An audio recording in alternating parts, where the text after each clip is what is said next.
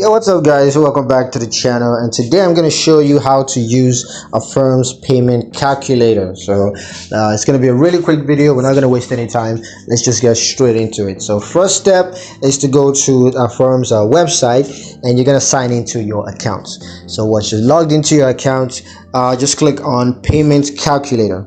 And now you're going to provide your loan details, including the loan amount and the interest rate, and you're going to select the payment frequency and terms, and then you're just going to review the payment calculation and adjust as needed. And you can review and understand the payment terms, and also if you need any further assistance, you can just contact Affirm's customer support, and they're going to provide you with additional guidance. So yeah, that's pretty much it on how to use Affirm's payment calculator. I hope you guys liked the video. Hope you found the information useful enough. If you did like the video, comment down below, let me know what you thought. Share the video with your friends and subscribe to the channel if you haven't done that already, and I'll see you guys in the next one.